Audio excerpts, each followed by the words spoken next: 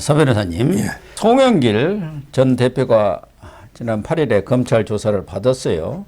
그동안 검찰에 나가서 진실을 밝히겠다 하면서 두 번이나 자진 출두를 하고 또 중앙지검 앞에서 시위까지 하는 쇼를 벌였지 않습니까? 근데 왜 나가서는 입을 꼭 다물어 버린 거예요? 아마 이제 처음에 뭐 두 번 나와서 조사해라. 이때는 이제 그 초창기 압수하기 전이잖아. 그러니까 검찰이 아무것도 안 들고 있을 테니까 차라리 이게 매도 먼저 맞자. 한 번 이게 조사해버리면 검찰이 그때는 압수하기 안 된 상태니까. 그러니까 이제 큰 소리치가 하겠다 했는데 이번에는 이제 그 워낙 검찰이 압수하기 많이 돼 있잖아요.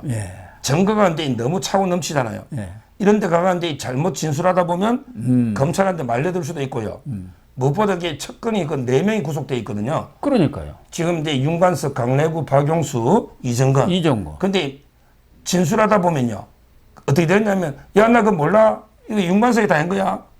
나 이게 몰라. 이거 박용수가 다 한 거야. 이렇게 책임을 떠는 게 돼요. 그렇게 되면 그러면 다른 사람들이 배신감을 느끼거든. 그렇죠. 그러니까 차라리 송영길이는 침묵하자.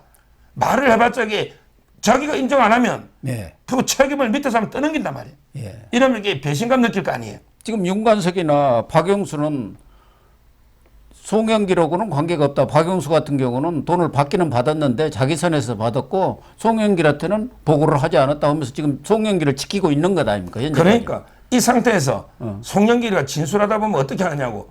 검찰이 박용수 진술을 내밀면 나 몰라 이게 박용수가 다 했지 이럴 거 아닙니까? 그렇게 내가 했다고 할 수는 없잖아요. 네. 그러니까 이게 어떤 말을 할 수도 없는 거예요.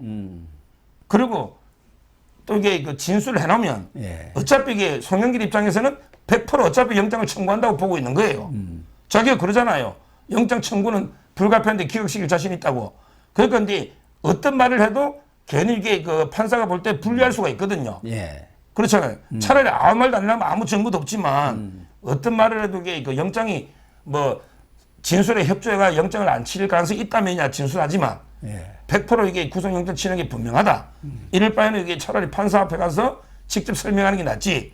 굳이 검찰에 늘어날 필요 없다. 이런 이제 그 의도, 꼼수로 이제 그 묵비권을 행사한 걸로 이렇게 보입니다. 그런데 판사 앞에 가서 영장 실질심사를 이제 받을 건 뻔한데 지금까지 저희들이 언론 보도를 통해서 접한 내용들을 보면은 빠져나가기는 어려운 거 아닙니까? 우선 뭐 박용화라고 전 여수 상공회의 소장이죠, 회장이죠. 그 3억 5백인가 받은 거 있고 또 4천만 원 뇌물 또 받았잖아요. 그 뭐 폐기물 처리 업체 뭐 봐달라는 걸로.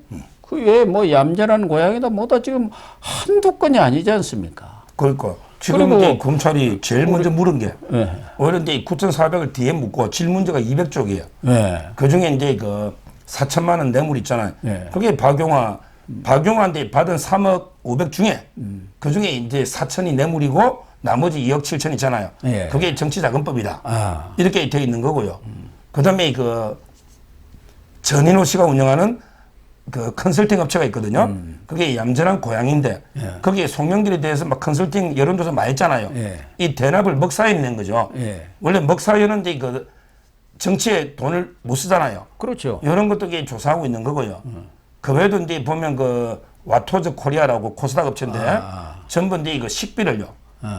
전부 선거할 때 식당비 이런 몇 백만도 있는 거예요. 그렇죠. 이런 걸 이게 다 대납해가 캠프에서 여의도 식당을 다 조사했다니까. 법인카드 조사하듯이 이재명 혐의가 그걸 묻고 그리고 이제 제일 끝에 9,400만 원 돈 봉투 있잖아.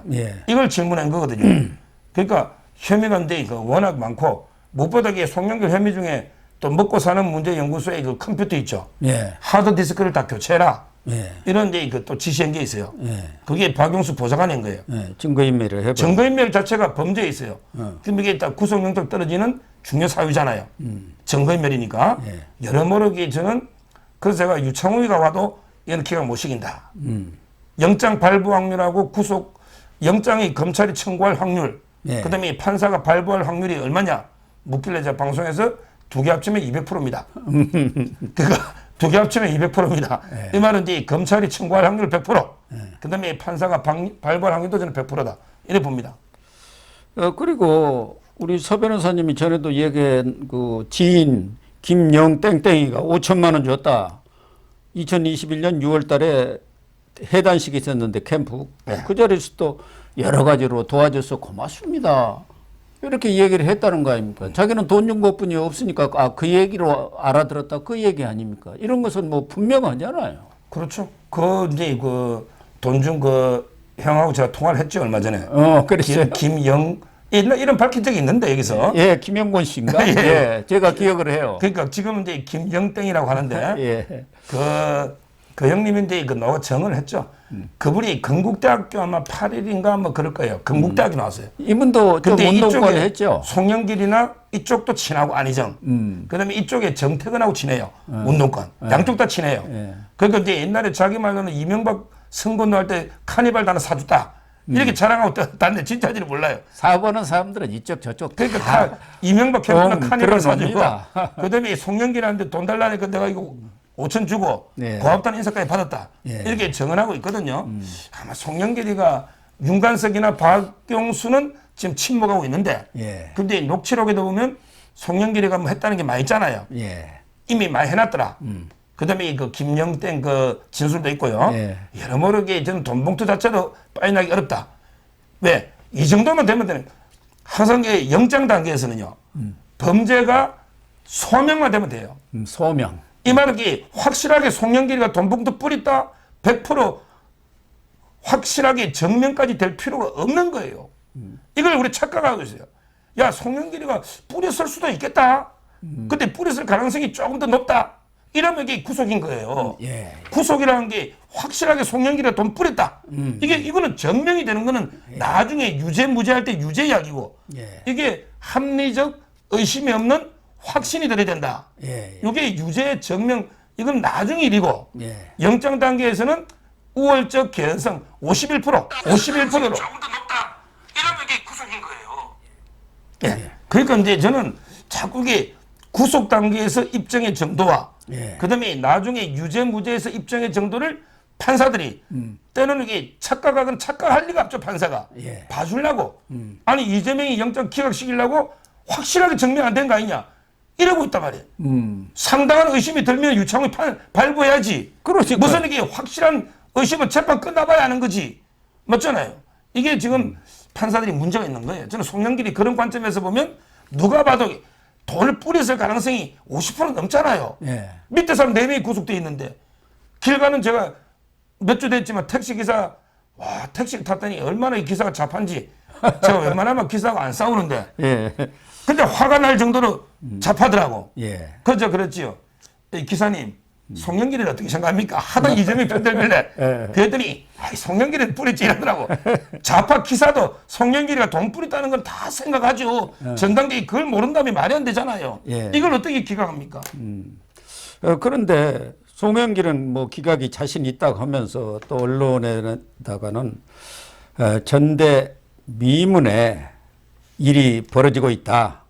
특히 전당대회 같은 것은 자율성이 보장된 당내 잔치인데 그 정도 액수 갖고 검찰이 수사를 한 적이 없다. 이렇게 지금 주장하고 있지 않습니까? 그게 맞는 얘기인지 또 하나는 이렇게 묵비권을 행사하면 무슨 도움이 좀 됩니까? 전에도 조국도 가서 묵비권 행사했고 한명숙이도 좀 이렇다 할 사람으로 가서 뭐 그게 폼나는 것이 뭐야. 묵비권 딱 행사하면서 이거 방어권이야. 법에 정해진 거야 하고 그러는데 뭐 도움 됩니까? 먼저 이제 이런 선례가요 있죠. 옛날에 박희태 의장, 예. 박희태 대표 있잖아요. 예. 그때 고성덕 이자고 있잖아요. 고성덕 전 의원. 그분이 양심선언회가 둘 다 처벌돼 버리잖아요. 300만 원 줄라는 거 돌려줬다고 그랬지 않습니까? 그러니까 근데 그 전당대 돈 뿌린 게 많고요. 예. 실제 그 조합장 선거 있잖아요. 우리 시골 가면 농협조합장이나 뭐 수협조합장 선거 많이 하잖아요. 그럼요. 그거 이런 경우에 10만 원씩 뿌리가 구속된 경우도 많아요. 예. 돈 봉투 뿌린 게. 그거 거기에 받아가지고 뭐 50배 물어내지 않습니까? 그러니까 그 말도 안 되는 이제 그 이야기고요. 그다음에 그 묵비권 있잖아요. 예. 묵비권은 이제 그 진짜 억울한 사람은요. 막 검사한테 한마디라도 더 하려고요. 예. 검사님 내 이 이야기 한 번 더 들어달라고 막 계속 써내고 이야기하는 게 보통 사람이죠. 예. 진짜 이게 범죄가 너무 확실하고 할 말이 없을 때 이럴 때 묵비권 하니까 결과가 묵비권 행사 가지고 무죄를 받거나 기소가 안 된 경우를 저는 한 번도 본 적이 없습니다. 제가 변호사 생활 30년에 묵비권 해가 기소를 안 하거나 그러니까. 그다음에 처벌이 안 된 경우를 본 적이 없어요. 예. 조국이도 1심에 2년 받았죠. 예. 한명숙이도 대법원 구속됐잖아요. 예. 묵비권 행사해가지고 이 결과 좋을 수가 없죠. 예. 그는 이제 그 불가능합니다. 그러면은 송영길은 이번 주 내에는 영장을 청구를 합니까? 한 4, 5일 이 정도면 되게 영장을 청구를 하는 것 그러니까 같은데. 지금 이게 이번 주에 영장 전담이 누군지를 제가 조회하다고 왔는데 좀 물어봐야 될 것 같아요. 유창훈이한테 가면 안 되잖아요. 이번 주에 유창훈인지 뭐 누군지 소명이 됐으니까 뭐 구속을 검찰 알고 있을 거예요. 한 주씩 돌아가니까 예. 제가 여기 아까 찾다가 방송 빨리 들어가지고 한번 이게 이번 주에 영장 담당이 근데 유창훈만 어떻고 뭐 윤전함이 어떻고 이민수는 어떻습니까? 예. 물론 이제 이민수 판사가 좀 합리적이죠. 아, 그렇군요. 근데 뭐 그런 걸 고려하겠습니까? 예. 저는 이번 주에 청구한다. 누구든 간에. 뭐 판사가 누군지 모르겠는데 누군지 간에 이게 이번 주에 청구한다. 뭐 묵비권 하는데 더 부를 이유도 없잖아요. 예. 이렇게 보고 있습니다.